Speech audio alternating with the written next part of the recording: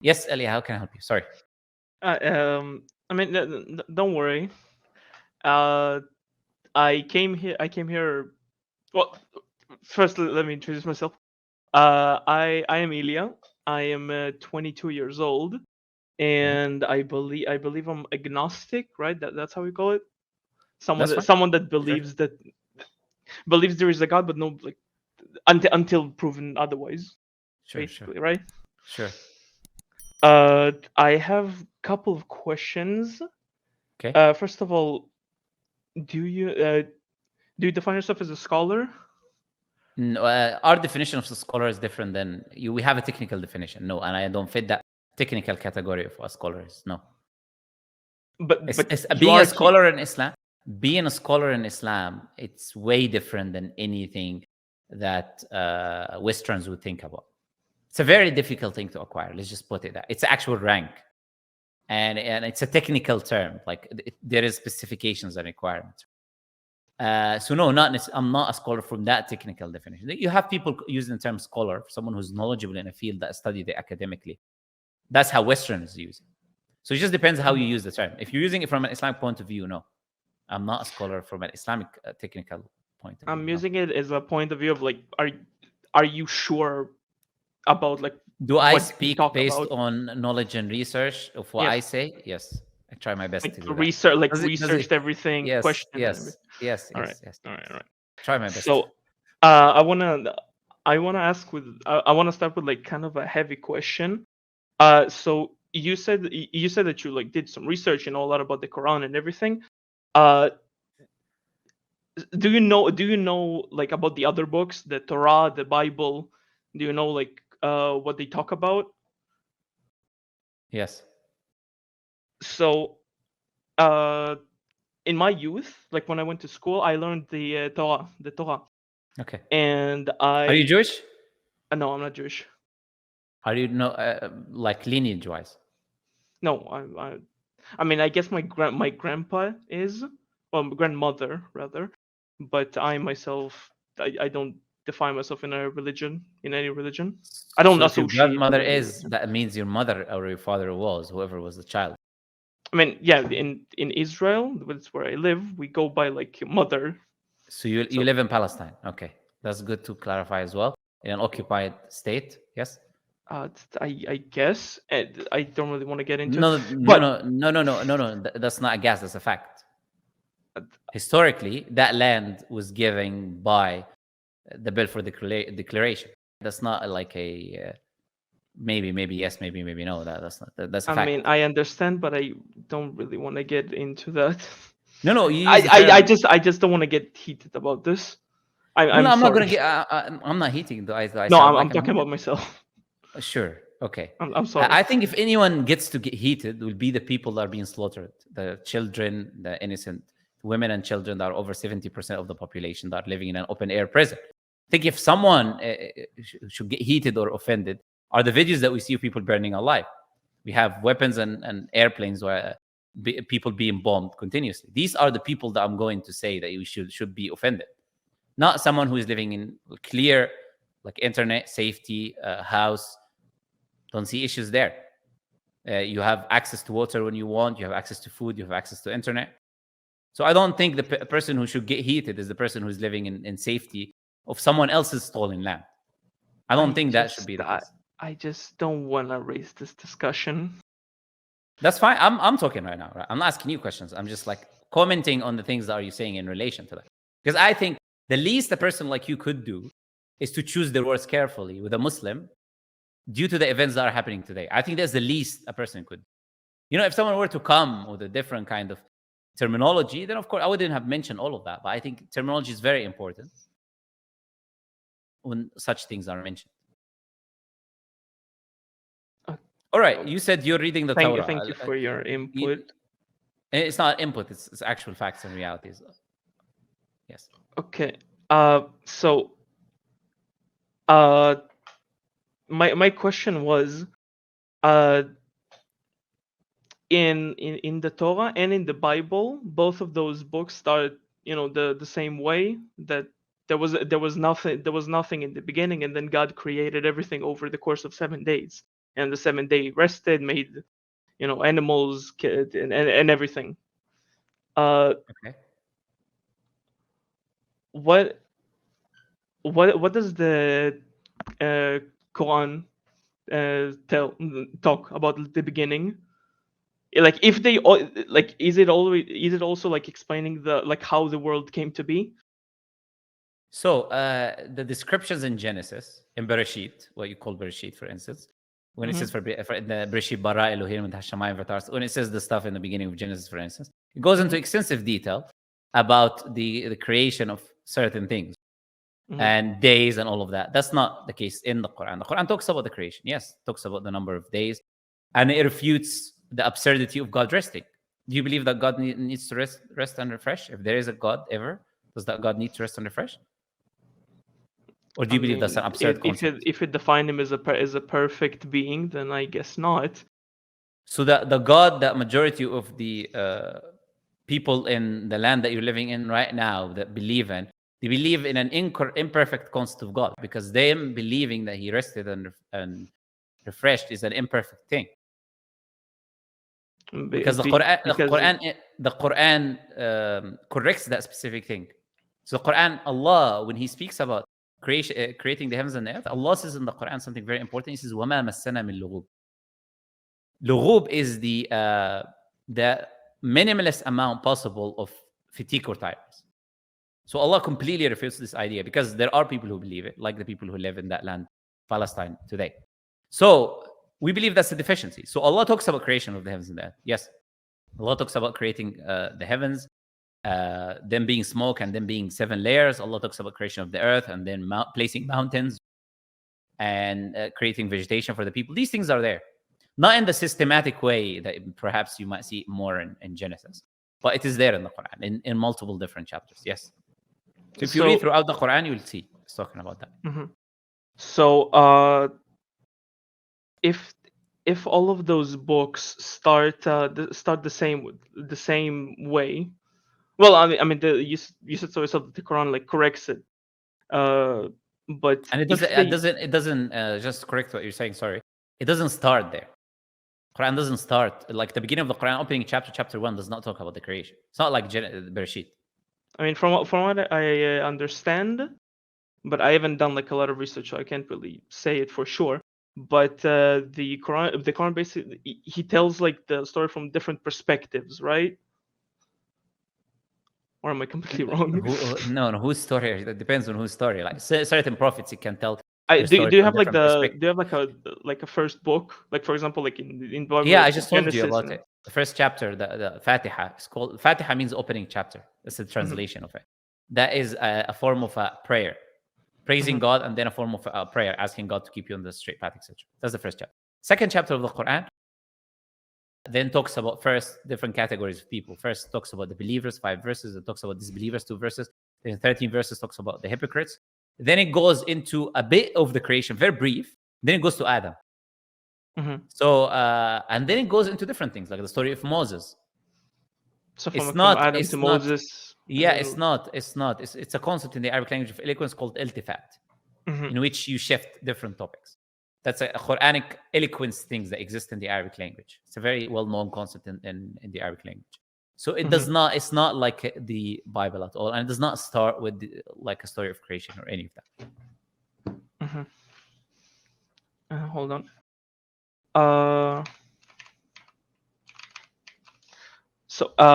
So if those books talk about the same thing, how come they diverge into different books?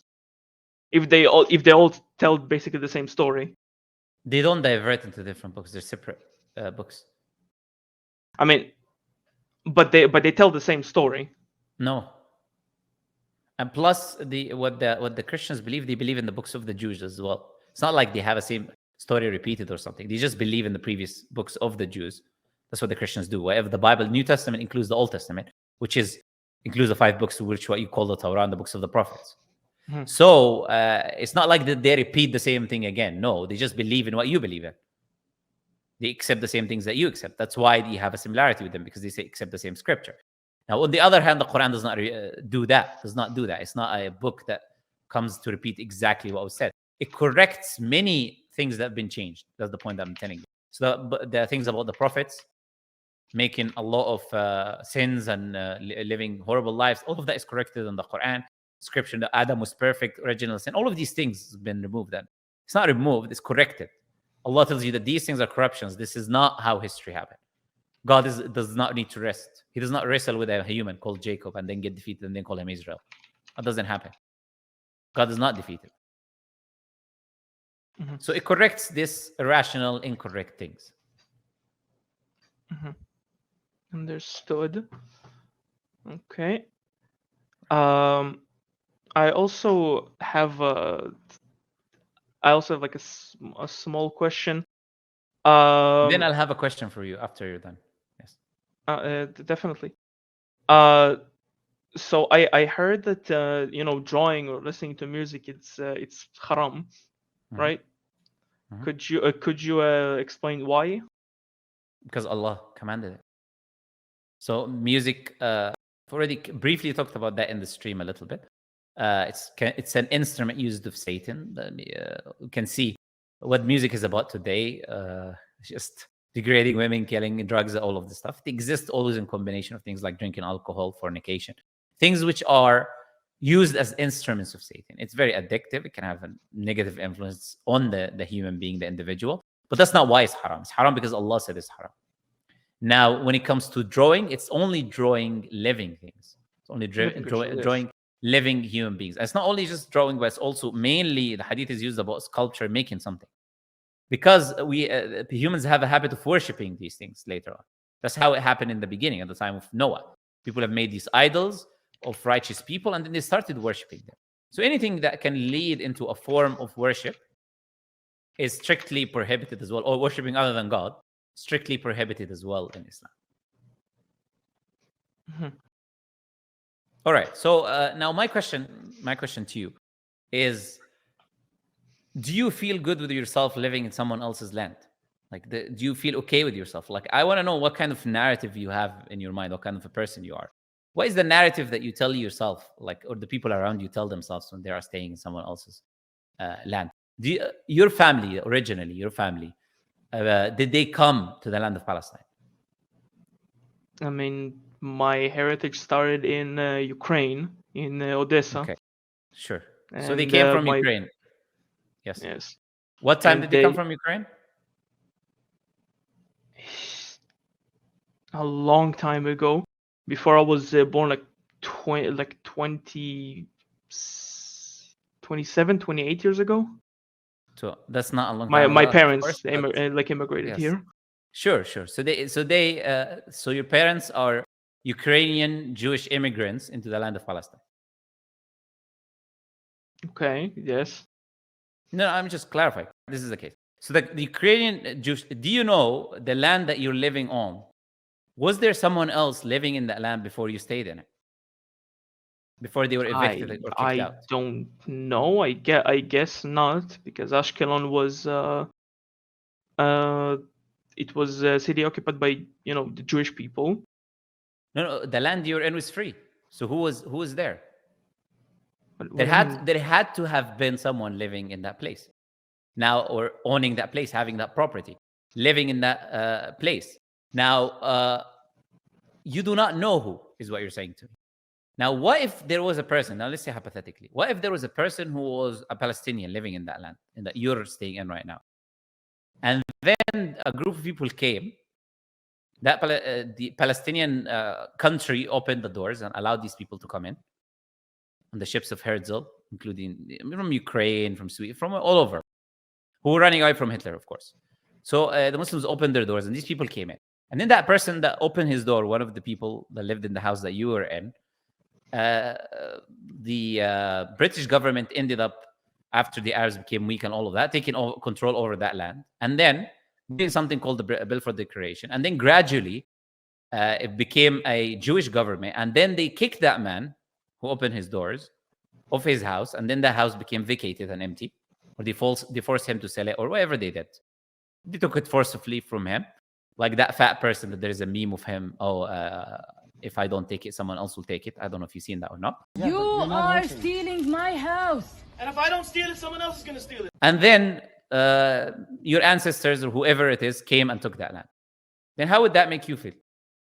How does that, if this was the case, let's say this was the history actually of what happened, how does that make you feel as a person living in that land? I mean, I would like to think that he was paid to vacate the premises. No, he didn't want to sell it. He didn't want to sell it, and whatever he was paid was nothing, literally, just crumbs of bread. And he was forced. So the government said you don't even have a choice whether you sell it or not. I don't know if you're familiar with these things happening in the land you live in or not. Are you familiar with that or not? I have heard, yes. Okay. And how does that make you feel? To be honest, yes.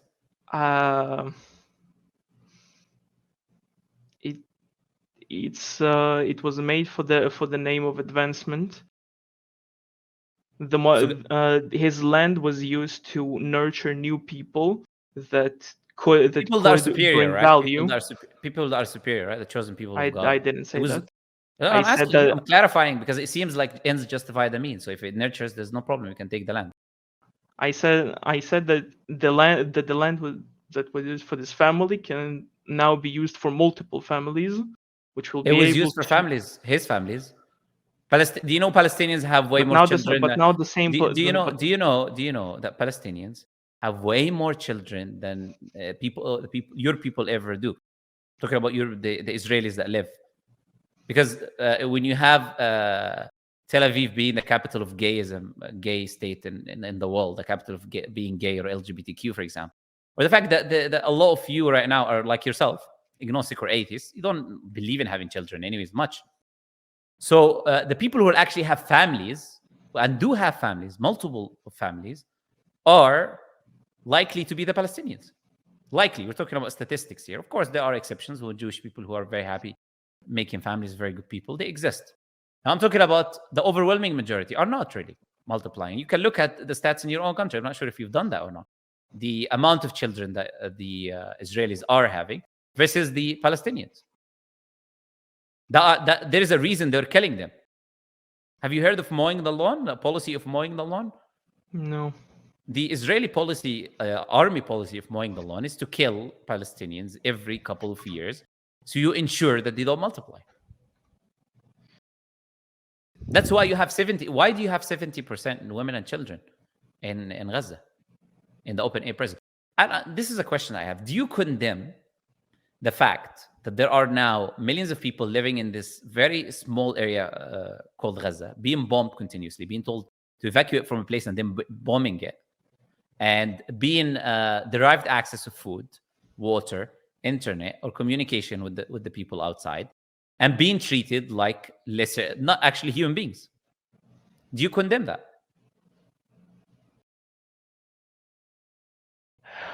Oh, it's really hard to answer without sounding like not a nice person. But I don't really care. Exactly.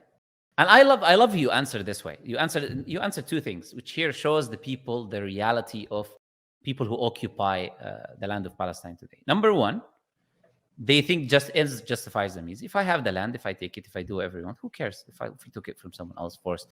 Our families are going to live there. Number one.